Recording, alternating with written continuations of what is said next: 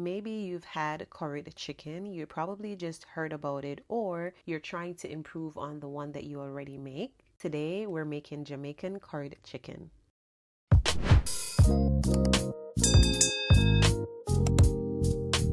I start prepping my chicken by putting it in a bowl filled with water and white vinegar. That helps to clean the chicken and it also helps to get rid of that raw smell. I've never been very good at cutting chicken up. That's just not my thing. Don't judge me, but to make curry, you'll need to cut the chicken in very small pieces so it doesn't even matter. I know there are people who don't spend as much time to properly clean the chicken, but that's a very important part of your prep. So like I mentioned before, we're cutting the chicken in very small pieces. Curried chicken needs to be in very small pieces. I cannot stress that enough. When we're done cleaning and cutting the chicken, we're gonna go in with the ingredients. I have put them on the screen. There are some things that you can add according to what you want your curry to taste like, but these are some of the fundamentals.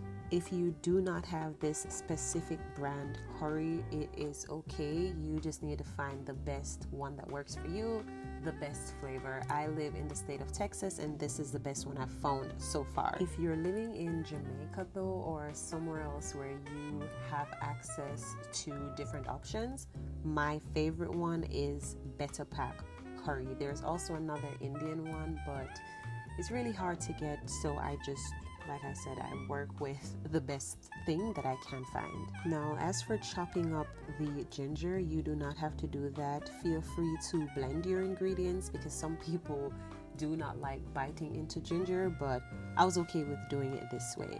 If you do not want to have the pulps or have the taste of these things in your mouth biting into them, then you can always throw everything in a blender, make it into a paste, and then season your chicken. It's just as good.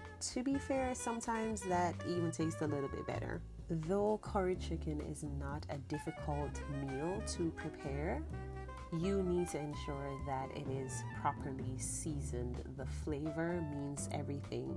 So ensure that you have enough of these seasonings and feel free to taste it as you go along. I added a little bit more. I think that was garlic powder to it just to bring that taste up. Let's get into the cooking process. You're going to add your oil, whether it be olive oil. Coconut oil also gives it a really good flavor.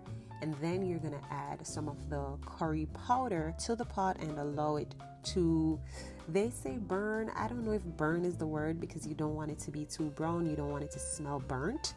But yeah, after that, you're going to put your meat in and all your seasonings. This part is a little bit controversial because there are a lot of people who add water to it, but you do not need to add water to curry. And don't worry about it, it will not be dry. It somehow provides its own water. While the meat cooks, I'm going to go in to cut up the white potatoes in small pieces. There are people who also like to add carrots. I personally don't like the flavor because carrots tend to be a bit sweet.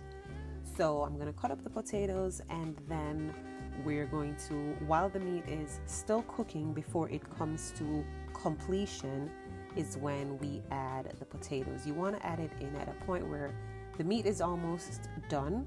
So we're just going to pretty much wait for the potatoes to be finished and then that's it. We don't want them to be too soft either, but then this will help with gravy. Okay, so I did make some coconut rice to have with this. I did not show that on screen because this is about the curry. I'm also going to serve it with some collard greens and that's it. That's the finished product. The prep time from cleaning to cooking, I'd say, is probably maybe 40 minutes, depending on how fast you're going or if you're doing things in between. But yeah, the thing that I've learned about cooking is you do not have to follow a recipe step by step. You just need to know what the fundamentals are and then add your very own flavor to it. As Jamaicans would say, to wash it down, I'm pouring some mango lemon juice. Thanks for watching.